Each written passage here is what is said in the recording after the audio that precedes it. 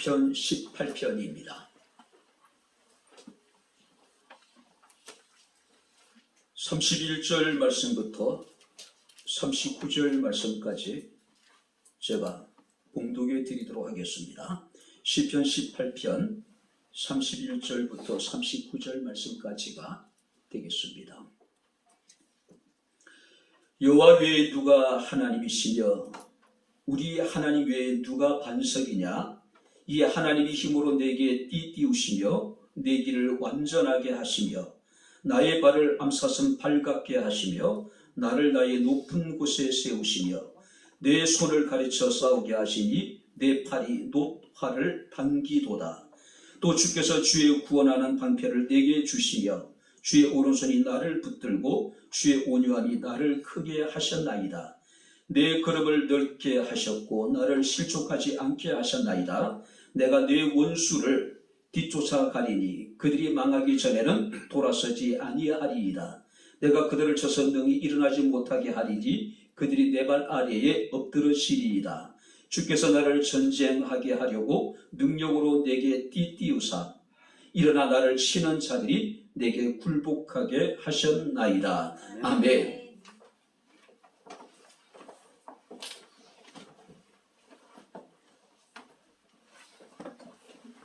진심으로 감사합니다. 바쁘고 분주함 속에서도 먼저 그의 나라와 그 의를 구하게 하시고 살아계신 하나님을 예배하게 하시고 또 이 시간 주의 말씀을 청종할 수 있는 은혜를 주심을 감사합니다. 기록된 이 은혜 말씀을 읽고 듣고 지켜하는 자가 복이 있다 하셨으니 여호와 이 시간 우리에게 큰 복되게 하옵소서. 예수님 이름으로 기도하옵나이다. 아멘. 할렐루야. 자, 우리 옆에 있는 분들과 우리 인사하겠습니다. 하나님 우리와 함께 하십니다. 인사하겠습니다. 하나님 우리와 함께 하십니다. 할렐루야. 자, 그리스도인들에게 있어서 하나님을 믿는 것만큼 중요한 것이 있는데 바로 그것은 하나님이 어떤 분인가를 아는 것입니다. 한마디로 하나님을 아는 지식이라고 우리가 이야기할 수 있습니다. 우리가 아무리 하나님을 잘 믿는다 하더라도 신앙의 연륜이 있고 교회를 통해서 내가 어떤 직분을 받았다 하더라도 우리가 하나님을 제대로 알지 못한다면 그는 결코 제대로 된 신앙생활을 할 수가 없을 것입니다. 왜냐하면 우리는 하나님을 아는 것만큼 믿을 수 있고 하나님을 아는 것만큼 하나님의 뜻을 분별할 수 있고 하나님의 아는 것만큼 우리는 하나님께 순종할 수 있고 또 헌신할 수 있기 때문에 그렇습니다. 자, 그렇다면 오늘 우리들에게 신앙에 있어서 가장 중요한 문제가 무엇이라고 생각하십니까? 현실적인 여러 가지 어려움, 육체적인 질병, 또 자녀들의 문제, 경제적인 문제, 또 사업적인 문제, 물론 그것도 문제일 수도 있겠죠. 그러나 더 중요한 것은 뭡니까? 본질적인 거예요. 우리에게는 하나님을 아는 참된 지혜가 없다라고 하는 사실이에요. 그래서 우리가 잠언서 1장 7절 말씀을 보게 되면은 여호와를 경외하는 것이 지혜의 근본이거늘 미련한 자는 지혜와 훈계를 멸시한다라고 탄식하는 모습을 봅니다. 그래서 선지자 호시아는 자기 백성들에게 내 백성이 지식이 없음으로 망하게 되었다라고 탄식을 합니다. 그리고 하나님께서 말씀하시기를 내가 지식을 버렸으니 나도 너를 버릴 것이다. 내가 율법을 잊었으니 나도 내 자신을 내 자식들을 잃어버릴 것이라고 하나님께서 말씀합니다. 그래서 선지자 호시아는 우리가 여호와를 알자 힘써 여호와를 알자라고 외치는 모습을 봅니다. 오늘 어느 때보다도 하나님을 바르게 아는 참된 지식이 우리에게 필요합니다. 신적인 지식이라고 우리가 이야기할 수가 있을 것입니다. 하나님을 바로 알고 하나님께 바른 예배를 드리고 하나님 앞에 바르게 살아갈 수 있는 저와 여러분들의 삶이 되어줄 수 있기를 주의 이름으로 축원합니다. 자, 오늘 이 시편 18편은요 다윗이 파란만장한 삶을 살지요 베들레헴 들에서 양을 치던 목동에 지나지 않았던 이 다윗이 국가적인 위기 속에서 혜성처럼 등장을 합니다. 그리고 나라를 구한 구국의 영웅이 되죠. 그는 이스라엘의 사령관이 되었을 뿐만 아니라 사울이라고 하는 왕의 사위가 됩니다. 근데 문제가 생기기 시작을 해요. 그의 장인이었던 이스라엘 왕이었던 이 사울이 이 다윗을 시기하기 시작을 합니다. 질투하기 시작을 해요. 그래서 끊임없이 자신의 사위이자 자신의 신하였던 충직한 부하였던 이 다윗을 죽이려고 합니다. 그때부터 이 다윗은 정처 없는 도망자의 삶을 살게 됩니다. 그리고 이제 모든 환난이 끝나고 모든 삶의 어떤 그 고난을 다 끝내고 난 다음에 이 다윗은 자신의 지난 날을 회고하면서 쓴 노래가 바로 이 시편 18편이라고 이야기합니다. 특별히 이 다윗은요, 환난을 통해서 하나님이 어떤 분인가를 알고 자신이 겪는 환난을 통해서 그는 철저하게 하나님을 신뢰하는 법을 배웠어요.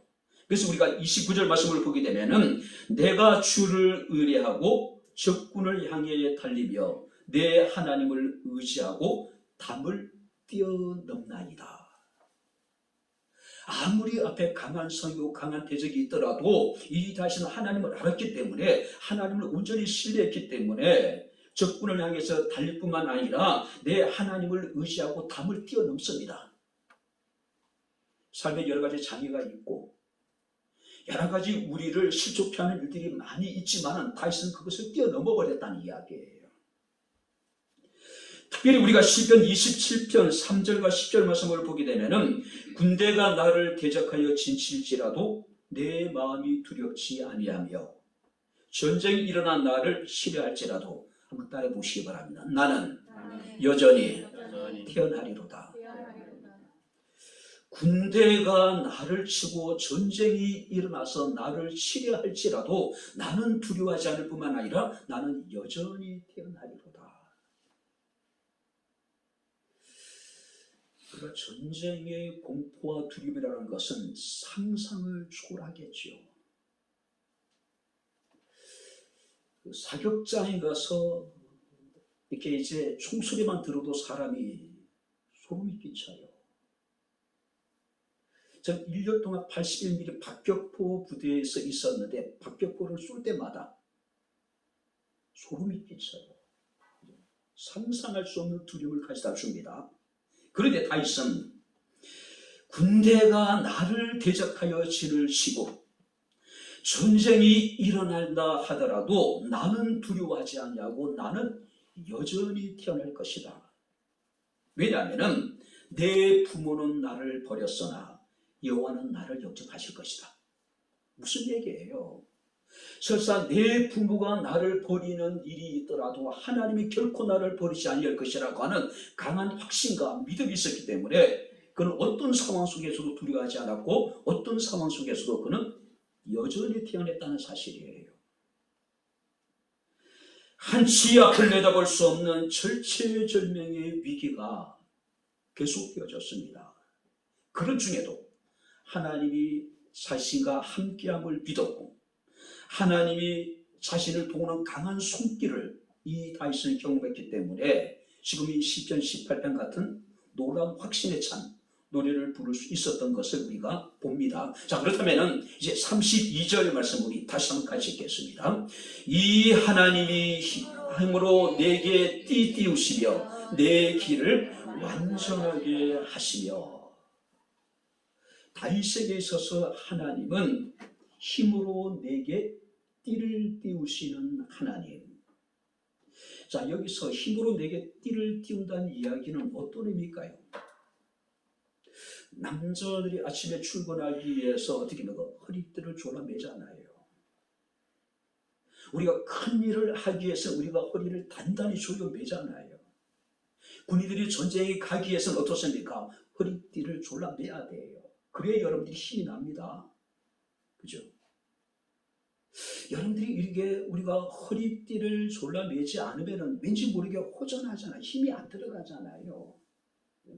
그런데 하나님은 단순히 전쟁터에 나가는 병사들의 허리띠를 졸라매는 정도가 아니라 하나님은 당신의 힘으로 다윗의 띠를 띄워주셨다라고 이야기를 해요. 무슨 의미냐면은 무슨 일을 함에 있어서 걸림돌이 없도록 하나님께서 다윗을 위해서 단단히 준비해 주신다는 사실이에요. 우리는 어떤 일을 할 때 나름대로 열심히 준비를 하죠. 우리가 단단히 준비를 했다고 하지만은 막상 일을 시작하다 보면은 부족한 부분들이 많이 있어요. 근데 하나님께서는 다윗이 무슨 일을 하는 데 있어서 걸림돌이 없도록 하나님께서 단단히 준비시켜 주셨다는 이야기예요. 우리 1절 말씀을 보게 되면 다윗은 나의 힘이 되신 여호와여 내가 주를 사랑한다라고 고백합니다. 그리고 2절 말씀을 보게 되면 구체적으로 하나님이 어떻게 자신의 힘이 되시는지를 8가지 이미지를 통해서 하나님을 묘사하고 있어요. 보시기 바랍니다. 나의 반석, 나의 요새, 나를 건지시는 이, 나의 하나님, 내가 그 안에 피할 바위, 나의 방패, 나의 구원의 뿔, 나의 산성이라고 지금 찬양하고 있는 겁니다. 하나님, 우리가 어떤 일을 함에 있어서 그 일에 있어서 부족한 모든 것들, 그 일을 우리가 처리함에 있어 필요한 모든 것들을 단단히 준비시켜 주시는 하나님 뿐만 아니라 그 하나님은 우리가 32절 말씀에 그대로 나타나 있습니다. 뭐라고? 내 길을 완전하게 하시는 하나님. 자, 여기서 완전하다는 것은 흠이 없는 온전하게 모든 일을 행할 수 있는 능력을 우리에게 주시는 하나님. 사랑하는 성도 여러분들, 우리가 믿는 우리의 하나님은 우리의 힘이 되신 하나님입니다. 할렐루야. 우리의 삶의 모든 문제를 완전하게 하실 수 있는 능력이 있으신 분이라는 사실이에요. 그래서 우리가 히브리서 12장 2절에 보게 되면은 믿음의 주요 또 온전케 하시는 이인 예수를 바라보자라고 말씀하고 있습니다. 자, 그렇다면 오늘 시간 우리 힘이 되신 우리 하나님께서 당신의 완전함을 우리의 삶 가운데 구체적으로 어떻게 이루어 가시는지 우리가 함께 말씀을 살피면서 우리가 함께 은혜를 나누도록 하겠습니다. 우리의 힘이 되신 하나님이 당신의 완전함을 우리의 삶 가운데 어떻게 이루어 가실까? 자, 첫 번째 33절을 우리 다시 한번 같이 읽겠습니다. 나의 발을 암사슴 발갛게 하시며 나를 나의 높은 곳에 세우시며 나를 나의 높은 곳에 세우시고, 높은 곳이라고 하는 것은 어떤 의미일까요? 하나님께서 다윗의 대적들을 다 물리치시고 다윗으로 하여금 존귀와 영광을 얻게 하실 것이다. 특별히 우리가 여러분들이 33절 우리가 상반절에 보게 되면은 나의 발을 암사슴 발갛게 하시고, 자, 여러분들이 암사슴은요 산길을 빠르게 달릴 수 있는 강력한 발을 가지고 있습니다. 암사슴의 발은 굉장히 얇지요. 그리고 굉장히 약해 보여요. 저렇게 힘이 없어 보이는 다리를 가지고 어떻게 큰 몸을 이렇게 지탱할 수 있을까? 근데 실상 그렇지 않은 거예요. 굉장히 강한 발을 가지고 있습니다. 아무리 험한 곳이라 하더라도 굉장히 빠르게 달릴 수 있는 능력을 가지고 있습니다. 뿐만 아니라 비탈지고 높은 산의 정상에서도 이 암사슴은요 흔들리지 않아요. 흔들리지 않아요. 한마디로 하나님께서는 이 다윗이 어떤 상황에 처해지게 될지라도 결코 흔들리지 않게 하나님께서 든든하게 다윗을 지켜주실 것이라고 여기에 말씀하고 있습니다.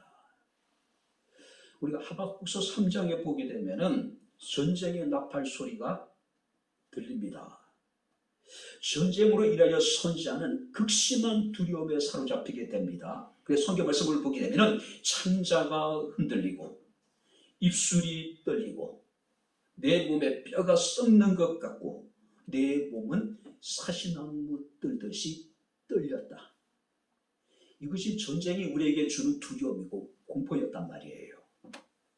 그런데 그런 중에도 선지자는 하나님 앞에 노래합니다.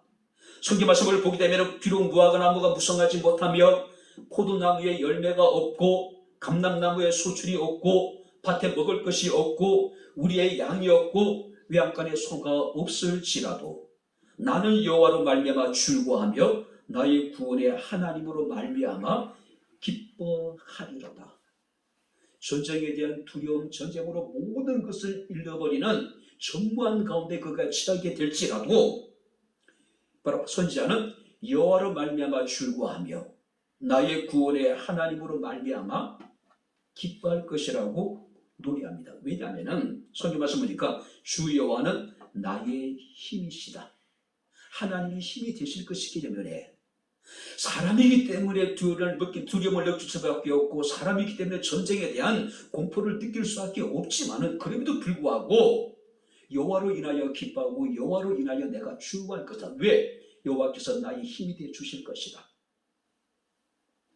나의 뿔을 사슴과 같게 하사 나를 나의 높은 곳으로 다니게 하실 것이다.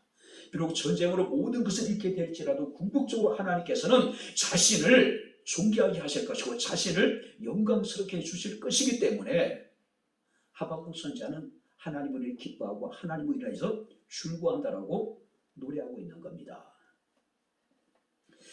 참된 목자라고 하는 책을 쓰신 리차드 백서트라고 하는 목사님이 계십니다. 이분은 목회자의 목회자라고 하는 별명을 가지고 계신 분이에요. 목회자들에게 정말 목회자로서의 참된 본을 보여주신 분이 바로 리차드 백서트라고 하는 분입니다. 그러니까 인생에 이제 임종을 얼마 앞두고 그를 사랑하는 사람들이 찾아와서 그가 행한 일들에 대해서 이렇게 이제 칭송을 해요. 그때 백스터가 그런 얘기합니다.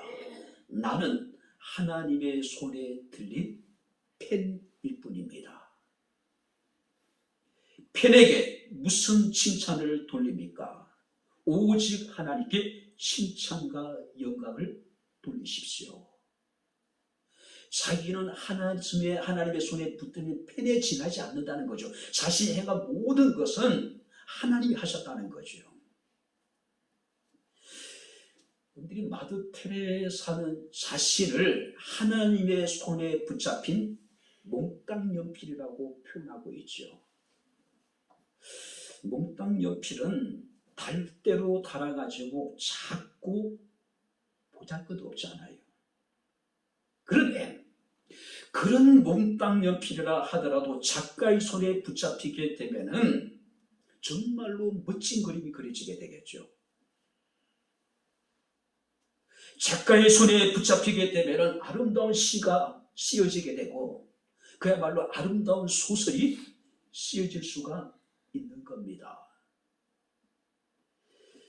20세기 최고의 화가 우리는 피카소를 이야기를 합니다. 많은 작품들이 그야말로 많은 사람들에게 사랑을 받고 있죠. 그 가운데 황소머리라고 하는 조형물이 있어요. 황소머리. 자, 이 작품이 탄생하게 된 여러분들이 그 일화가 있습니다. 피카소가 파리 거리를 지나는데 길거리에 오래전에 버려진 것 같은 낡은 자전거를 발견하게 돼요. 한참 그 버려진 낡은 자전거를 바라보다가 피카소가 그 자전거를 가지고 자기의 작업실로 돌아오게 됩니다. 그 핸들을 떼어냅니다. 자전거 안장을 떼어내요. 그리고 자전거 안장에다가 핸들을 거꾸로 이렇게 결합을 시켜요. 그랬더니 완전한 황소 머리가 나온 거예요. 거기다가 청동을 도금을 해요.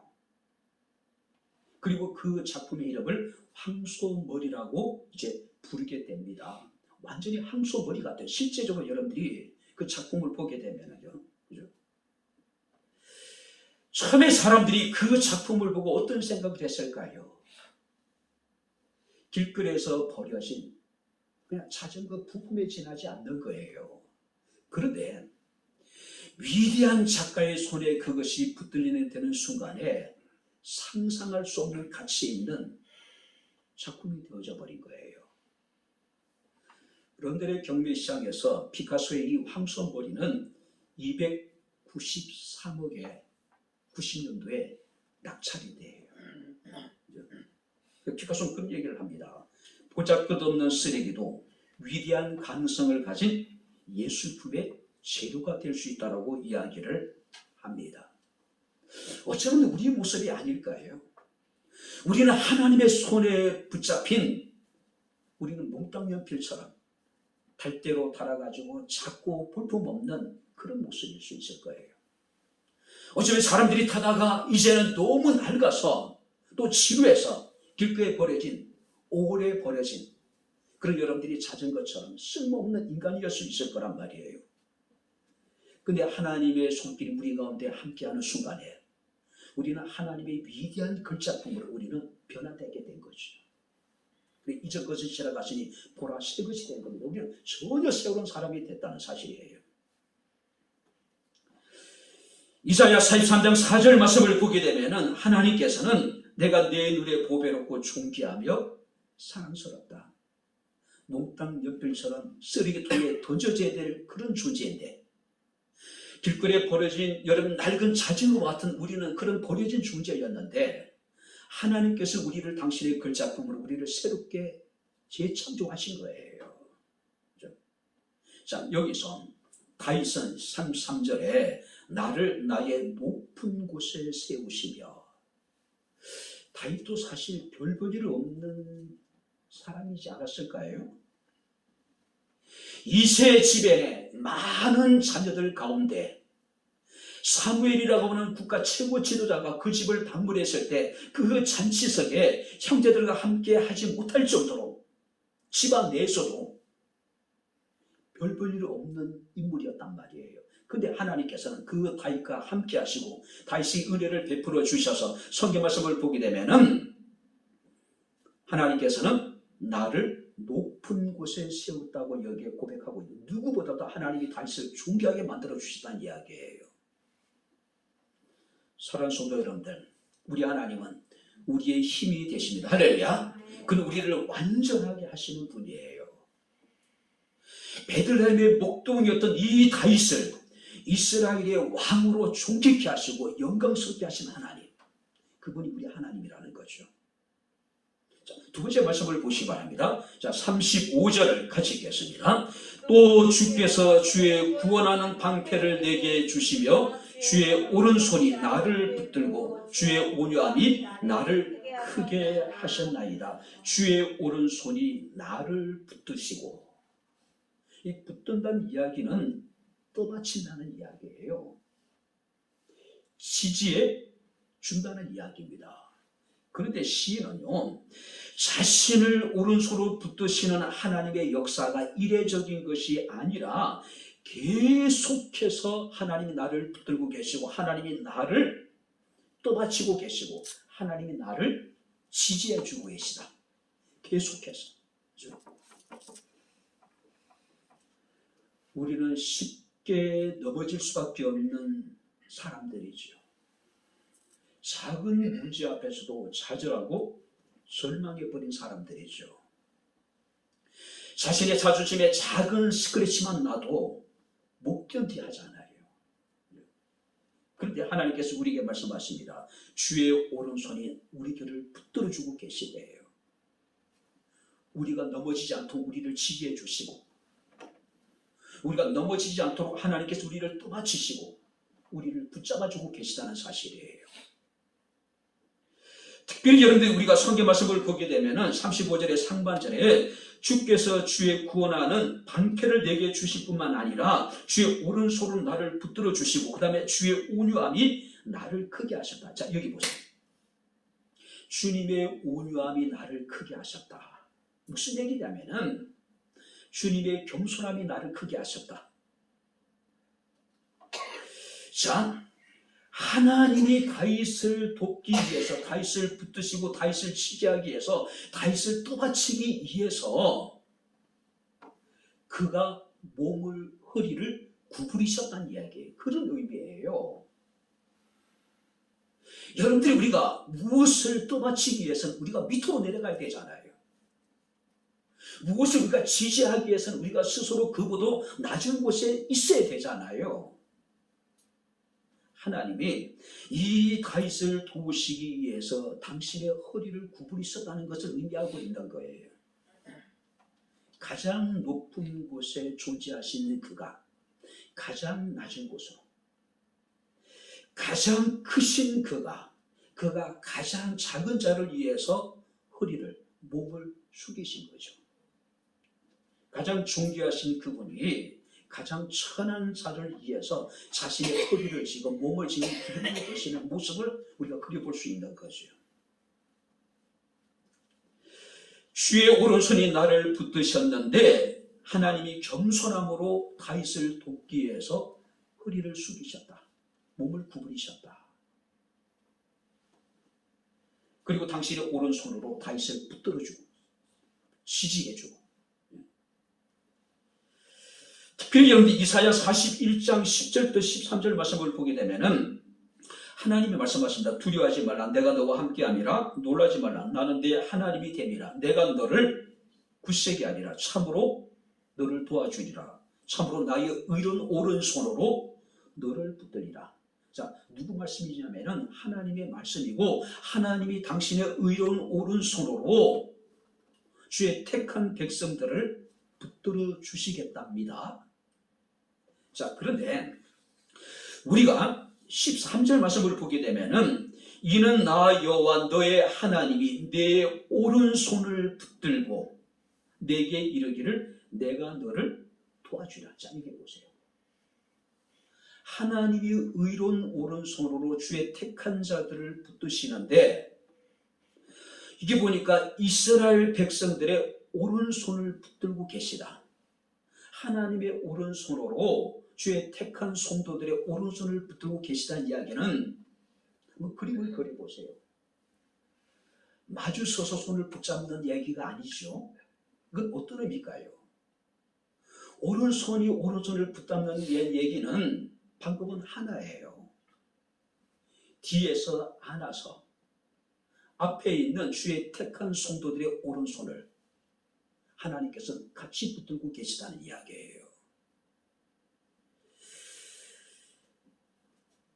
아주 아이가 어렸을 때는 부모가 어린아이 걸음마를 갈 때는 앞에서 마주보고 손을 잡아주죠.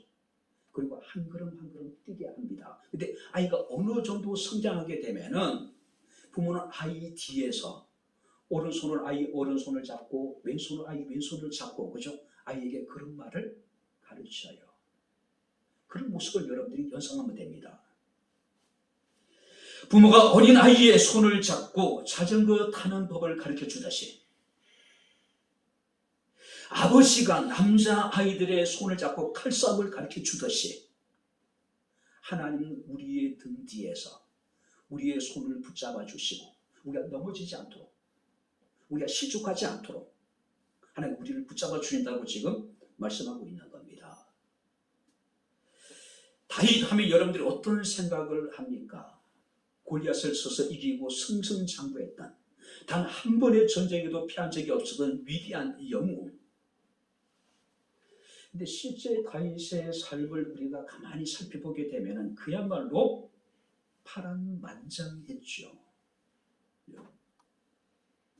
다른 사람도 아니고 국의 영웅이었던 이 다윗이 자신의 장인이자 이스라엘 왕이었던 사울에 의해 가지고 쫓겨다니는 고통스러운 삶을 살 것이라고 누가 상상이나 했겠어요? 그렇죠?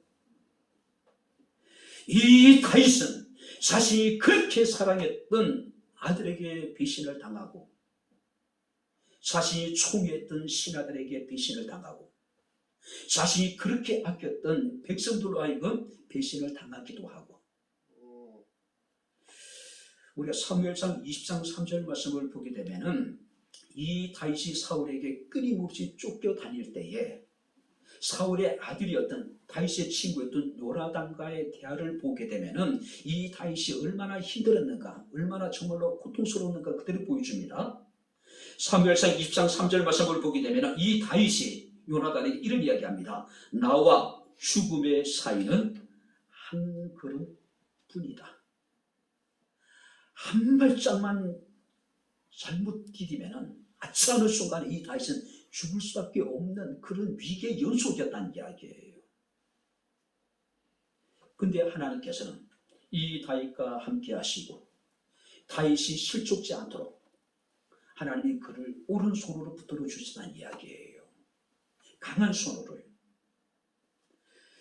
주께서 주의 구원하는 방패를 내게 주시며 주의 오른손으로 나를 붙들어 주시고 주의 온유함이 나를 크게 하셨다.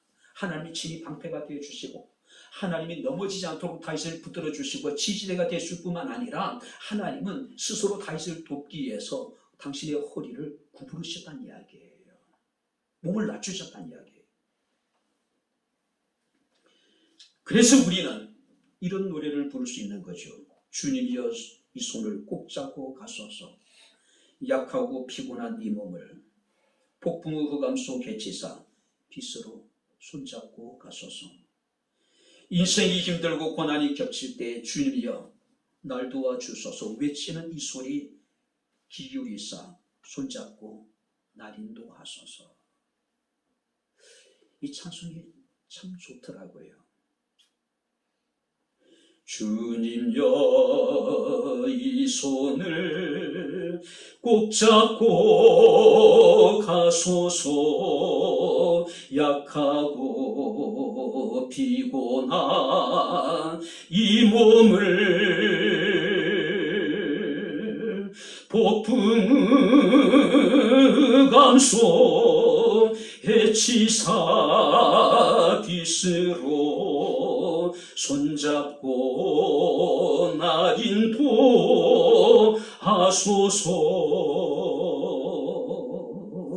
인생이 힘들고 고난이 겹칠 때 주님여 날 도와 주소서.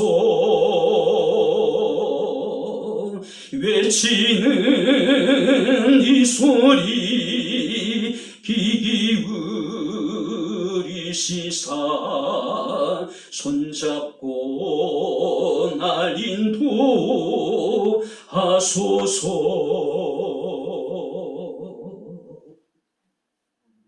주님께서 강한 오른손으로 다윗을 붙들어 주셨습니다. 다윗을 지지해 주시고 다윗이 실족지 않도록 하나님께서 그를 붙들어 주셨습니다. 그 주님이 우리가 믿는 우리의 하나님이십니다. 할렐루야. 어떤 상황 속에서도 하나님이 우리를 포기하지 않으신 분이라는 거죠. 우리의 현실이 아무리 어렵고 힘들더라도 하나님께서 우리 가운데 함께 하시며 우리를 지지해 주시겠답니다. 무릎을 꿇으시고 허리를 굽히셔서 우리를 붙들어주고 계시다는 사실이에요. 우리 하나님은 우리의 힘이 되신 분이시며 우리를 완전하게 하시는 하나님. 상처받은 병든 우리의 몸을 완전하게 하시며 위기에 우리의 가정을 완전하게 하시며 우리 교회를 완전하게 하시는 하나님. 그가 우리 하나님이십니다. 마지막으로 세 번째, 하나님은 어떻게 당신의 힘을, 어떻게 당신의 완전함을 우리의 삶 가운데 이뤄가실까요? 자, 36절을 우리 같이 읽겠습니다. 내 걸음을 넓게 하셨고 나를 실족하지 않게 하셨나이다. 내 걸음을 넓게 하셨다. 넓게 하셨다. 견고하게 하시고 내 걸음을 힘차게 하셨다. 자, 여기서 걸음이라고 하는 것은 두 가지로 생각해 볼 수가 있습니다. 이 다윗이 대적들을 거침없이 물리치고 단단하게 예루살렘으로 돌아오는 개선 행렬의 모습을 우리가 생각할 수 있을 거예요. 여러분들이 전쟁에 출전했던 병사들이 전쟁에 승리하고 돌아올 때 그들은 어떻습니까? 보무도 당당하잖아요.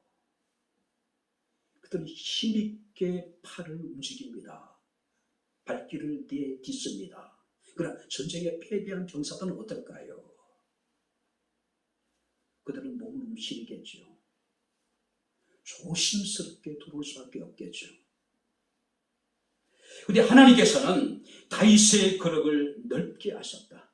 거침이 없게 해주셨다는 이야기예요. 대적을 물리친 다윗은 이제는 자유롭게 어디든지 마음대로 다닐 수 있게 되었다. 실제적으로 13년에 가까운 시간을 사울을 피해서 도망을 다녔던 이 다윗의 입장에서는요, 이 말씀의 의미가 굉장히 크게 와 닿을 수밖에 없을 거예요. 이제는 누구의 눈치 보지 않고, 이제는 누구를 이제 피해서 다닐 필요가 없다는 이야기예요. 당당하게 이제는 자유롭게 어디든지 그가 다닐 수 있게 되었다는 이야기예요. 특별히 이 다윗은 19절에서도요, 나를 넓은 곳으로 인도하셨다고 이야기를 합니다. 자, 여기서 넓은 곳이라는 것은 개방되고 자유로운 것. 무슨 얘기일까요?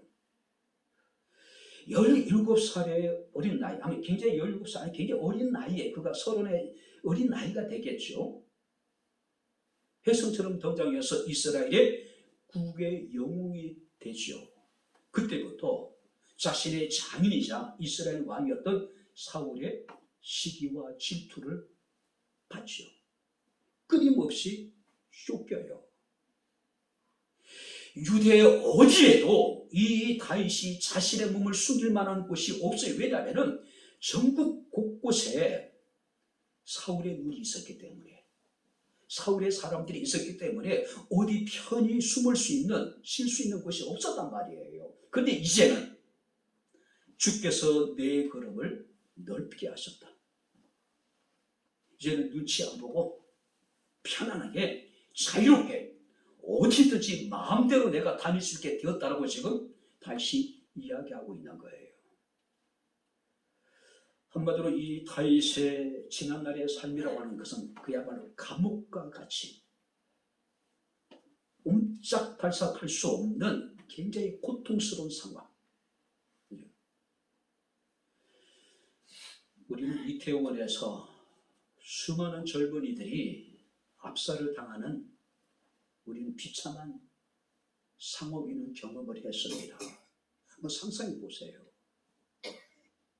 자신의 의지와 관계없이 사람들에 의해 가지고 이리저리 지금 떠밀려 다니는 상황이에요.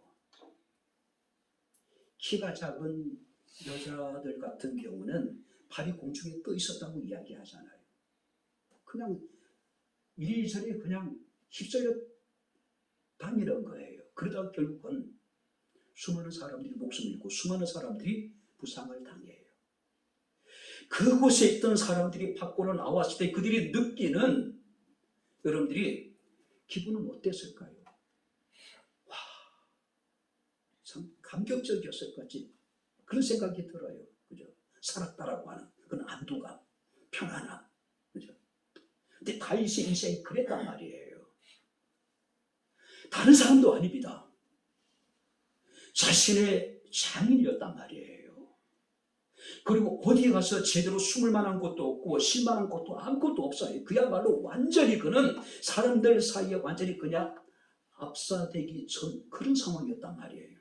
근데 이제 하나님께서는 이 다윗을 건지시고 이 다윗을 구원하셔서 다윗은 내 걸음을 넓게 해주셨다.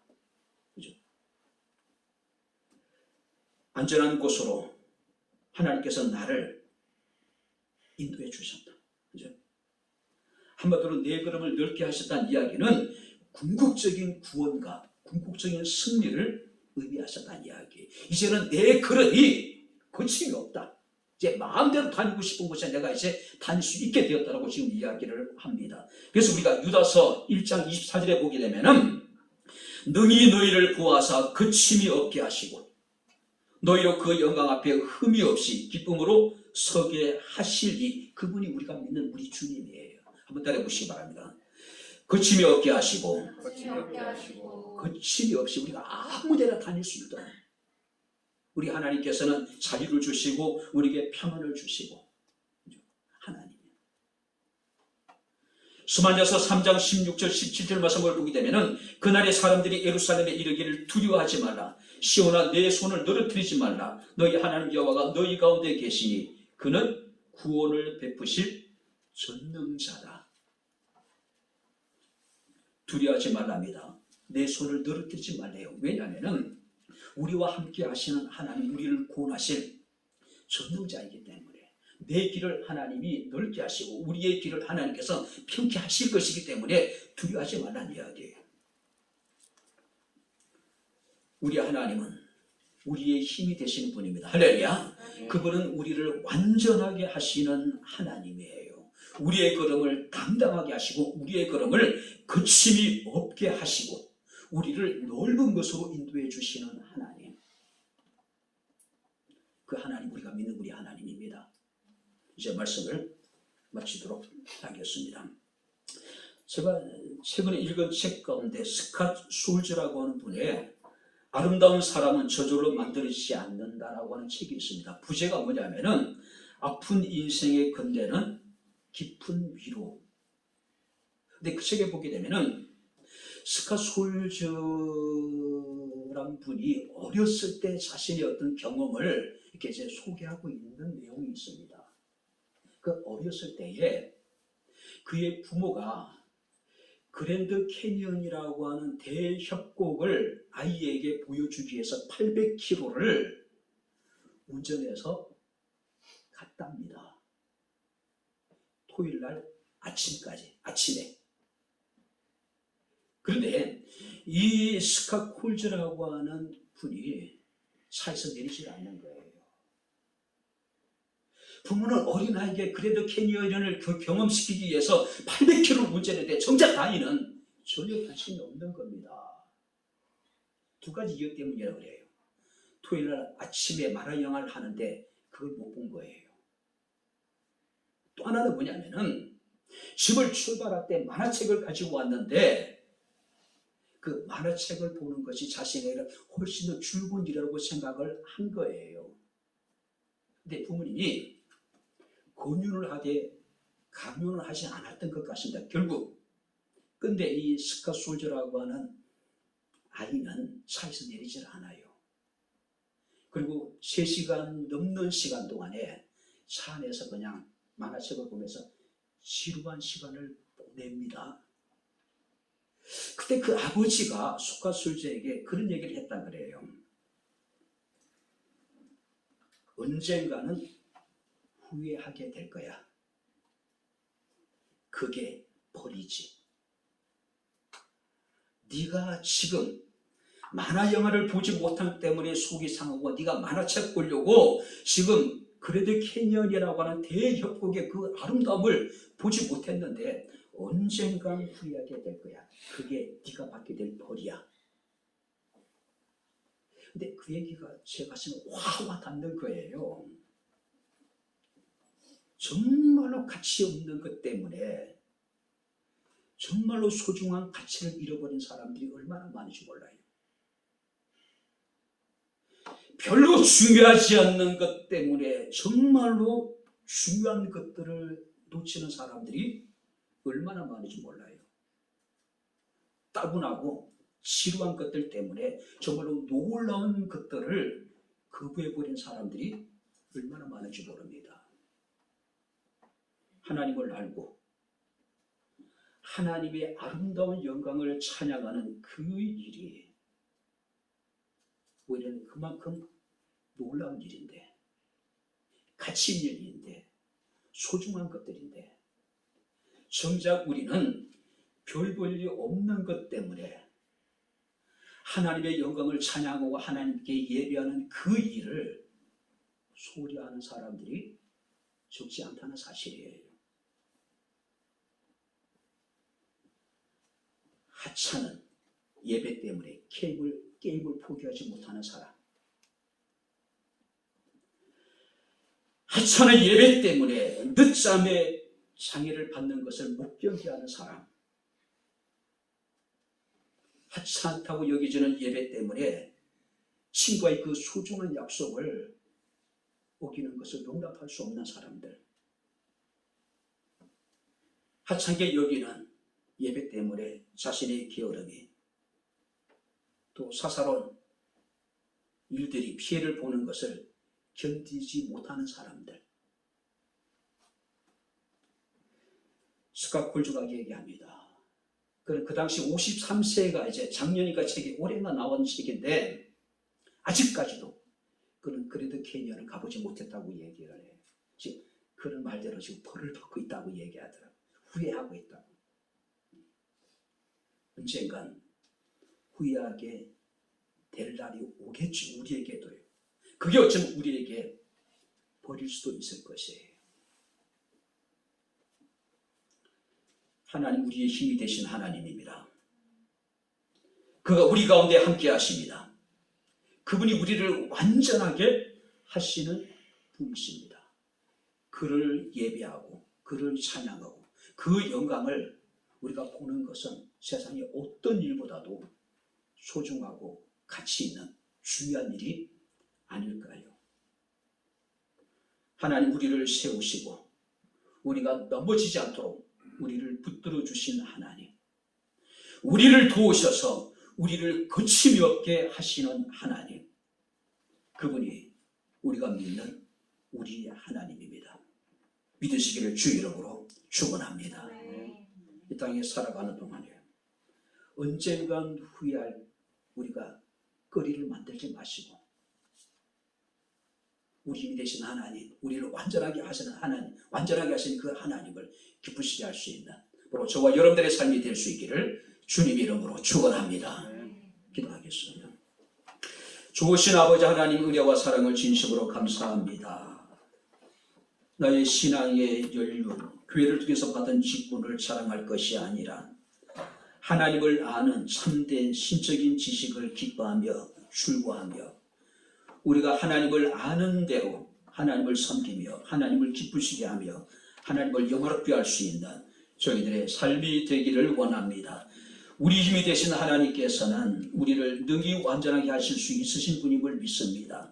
우리를 세우시고 우리를 넘어지지 않도록 붙들어 주시며 우리를 그침이 없게 하신 하나님, 온전히 하나님을 신뢰하며 하나님을 기쁘시게 하는 저희들의 삶이 되게 하옵소서. 아무리 세상이 어렵고 힘들지만은 온전히 주를 믿는 믿음으로 하나님을 아는 지식으로 세상을 승리하게 하옵소서. 예수님 이름으로 기도하옵나이다. 아멘.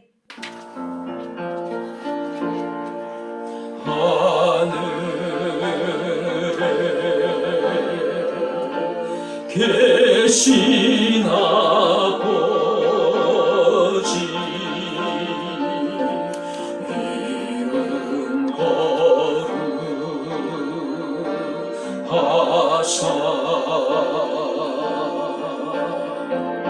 주님 나라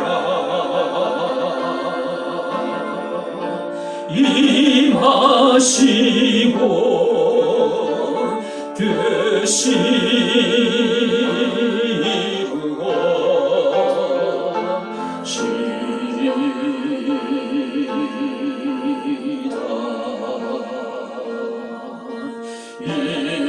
일용할 양식 주시고 우리들의 큰 죄 다 용서하옵시고 또 시험에 들게 마시고 악에서 구원하소서. 되게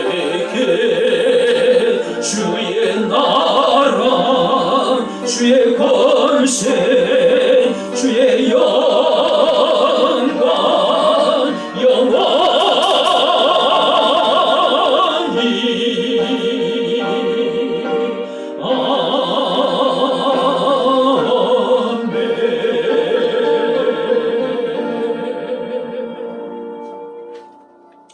이제는 우리 주 예수 그리스도의 은혜와 하나님의 크신 사랑과 성령님의 교통 주제례제 충만 역사 인도하심이 나의 힘이 되시며 나를 완전하게 하시는 인 하나님을 온전히 신뢰하며 주의 힘을 힘입어서 믿음으로 승리하기를 원하는 주의 사랑하는 모든 성도들 머리머리 위에 저들의 가정과 직장과 사업장과 이 교회와 이 나라 이 민족 위에 지금부터 영원토록 함께 있을지어다. 아멘.